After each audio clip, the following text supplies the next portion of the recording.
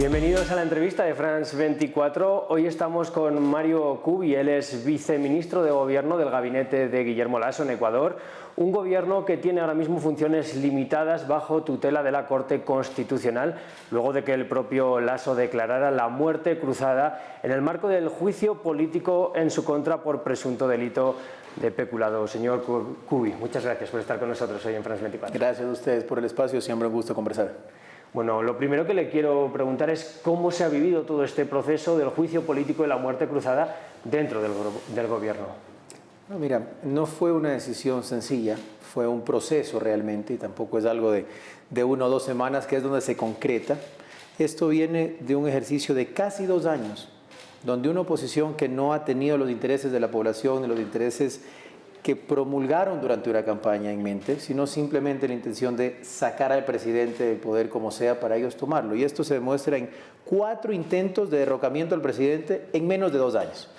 El último, este malhadado juicio político que empezó con una supuesta investigación en enero de 2023, donde inicialmente querían acusar al presidente, y lo dijeron públicamente, de traición a la patria, cuando se dieron cuenta que no tenía ni pies ni cabeza, porque además requiere de elementos bélicos. Migraron a inventarse una figura que se llamaba peculado por omisión, es decir, que había abusado de fondos públicos sin abusar de fondos públicos. En esa línea pasamos casi 4 meses los ecuatorianos, donde la Asamblea no aprobaba leyes, no se dedicaba a su tarea de entregar las herramientas necesarias a través de normativas, sino simplemente de atacar visceralmente al gobierno nacional del presidente de la República. En esa línea, digamos, durante las últimas semanas, incluyendo cuando el presidente Lasso fue a la Asamblea Nacional o al Congreso equivalente en Ecuador a presentar su defensa dentro de este proceso, también se identificó con claridad que a los asambleístas no les importaba la verdad, el derecho, los hechos. Terminaron incluso una ex asambleísta, valga la redundancia, valga decirlo, acusando de asesinato abiertamente al presidente. Con eso, me parece que el presidente con claridad identificó que no había la voluntad ni la intención de hacer un trabajo responsable desde el legislativo para que el ejecutivo pueda responder a la ciudadanía, y que 2 años más de este bloqueo incesante e irracional no le hacía bien al país. Entonces, en una decisión que es compleja, porque para decirlo con claridad, esto también provoca esa disolución de la Asamblea Nacional, que el presidente corte su periodo presidencial, para el que le quedaban 2 años de virtud para lo que fue electo, en 6 o 7 meses que culminará, si es que hay una segunda vuelta en las elecciones anticipadas que se han convocado, pero su decisión es en virtud del país. Es decir, 2 años más de este ataque del legislativo no le hace bien a los ecuatorianos. Desde ahí abrir esta puerta que al final se convierte en una nueva oportunidad para el Ecuador, para que sean los ciudadanos a través de su voto en las urnas en democracia quienes digan cómo quieren que esto avance.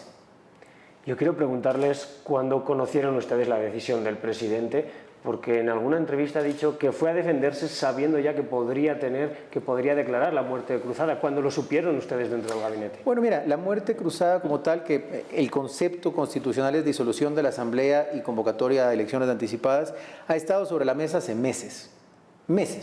Incluso en su momento, en junio del 2022, el presidente contempló utilizarla en una crisis, decidió no hacerlo en ese momento y seguir intentando llegar a acuerdos básicos en virtud de la democracia con la Asamblea. Así que te diría que la decisión definitiva, así decirte, ya lo sabemos, hasta que el presidente lo firmó entre la noche del martes, la mañana del miércoles. Sin embargo, es cierto, como lo había anunciado el secretario jurídico de Presidencia, que el decreto estaba preparado, porque la idea es tener la herramienta en el caso que el presidente así lo decía. Es decir, decirte ya estaba lista desde antes, no.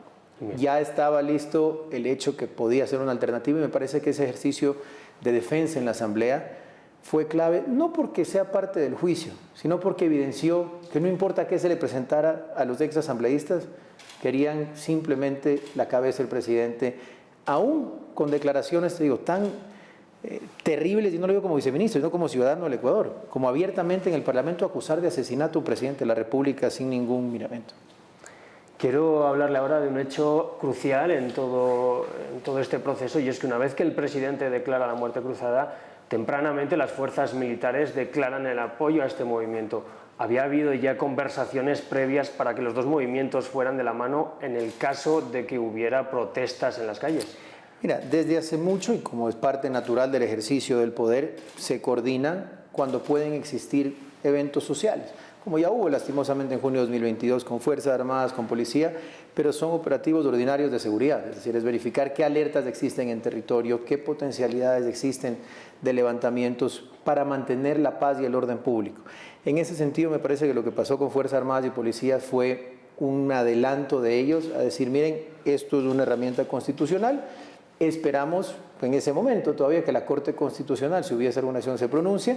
Mientras tanto, nuestro trabajo es mantener el orden público. Desde ahí, Fuerzas Armadas y Policía lo que hizo fue cumplir con su tarea constitucional y evitar, de cierta manera, que se piense que una decisión de este tipo, por ser la primera vez en el país que se toma, por eso hay que decirlo, es la primera y única en la historia republicana del Ecuador, pueda generar zozobra o pudiera haber generado una situación de tensión social, sino más bien esperemos respetuosamente a que los órganos constitucionales sean los que tomen el camino y la definición correcta, como pasó en menos de 48 horas del jueves por la noche con la Corte Constitucional. Y posterior a eso, en lo que manda la ley, el Consejo Nacional Electoral pues ya hace un anuncio inicial de elecciones que pronto arrancan, y con eso un poco zanja cualquier duda de la legalidad del proceso, y además me parece que le da al Ecuador mucha tranquilidad y mucha estabilidad, porque no es, y aquí disculpa que haga la comparación adelantada, pero muchos al inicio hablaban del proceso de Castillo en Perú. Nada más lejano de esto. Aquí es una herramienta que está en la Constitución y que inmediatamente provocó un dictamen de la Corte y una convocatoria de elecciones en las que ya mañana, entiendo, se abre el periodo. Muy bien.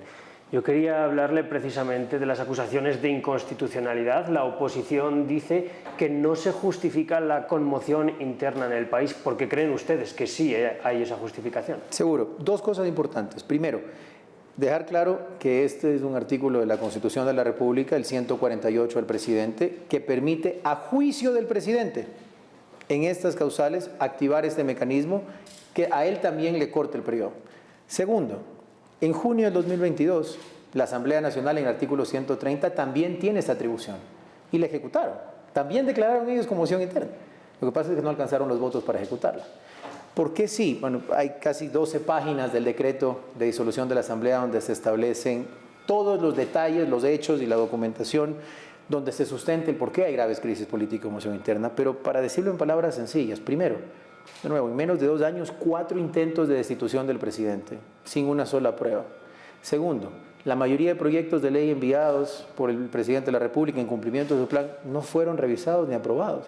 La mayoría archivados y otros ni siquiera han sido tratados. Finalmente, en cuanto a la conmoción interna, hay una afectación clara al proceso de seguridad. La mayor crisis que vive este país en este momento, lastimosamente, es de inseguridad.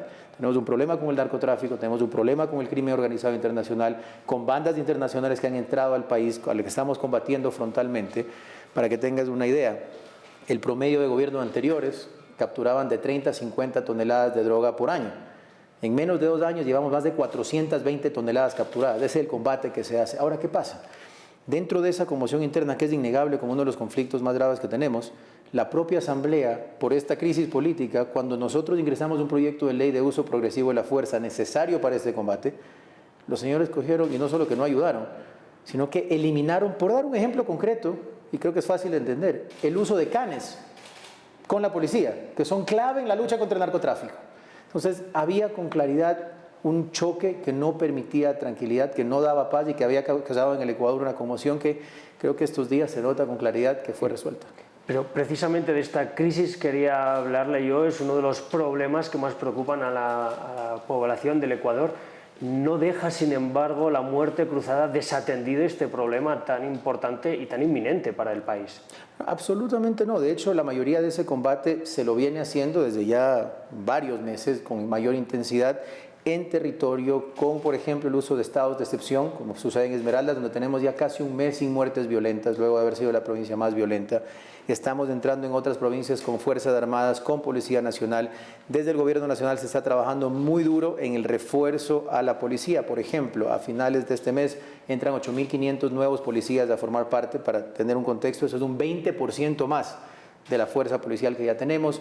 Han llegado municiones, nuevo equipamiento, están por llegar chalecos nuevos para todas las fuerzas del orden, nuevos vehículos. Es decir, sin duda que el legislativo es clave porque hay elementos que pueden aportarse y que son necesarios. Uno de ellos, por darte un ejemplo, estaba trabajándose en una reforma a la Ley de Garantías Jurisdiccionales que, para explicarlo de manera sencilla, es un abuso que hoy se ha venido dando en el sistema judicial, en herramientas como los habeas corpus, como las acciones de protección, como las medidas cautelares, que han servido a jueces corruptos para liberar a delincuentes, tanto políticos como del narcotráfico.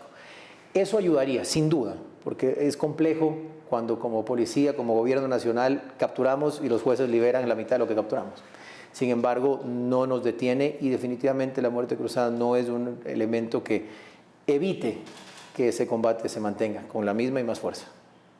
Y ya para acabar le quiero hacer una última pregunta. Me ha comentado que las informaciones de que el presidente no se va a presentar a las elecciones no son del todo exactas. Sí que cabe, por tanto, la posibilidad de que Lasso se vuelva a presentar. Absolutamente es una posibilidad. Entiendo que en algunos medios las expresiones del presidente la semana pasada, que estábamos en el medio de este proceso, fueron que no es algo que está en su mente en ese momento. No era una prioridad para el presidente hace una semana que estábamos en una grave crisis política. Sin embargo, es absolutamente legítimo. Él tomará la decisión, una decisión incluso personal y familiar, además de política, y entiendo en las próximas horas o días lo anunciará. Pues estaremos muy atentos a esa decisión del presidente Lasso, a todo lo que siga ocurriendo. Le doy las gracias por haber estado con nosotros. Gracias a ustedes, siempre un gusto y a las órdenes. Muchas gracias. A nuestros espectadores les invito a que sigan con nosotros en France 24.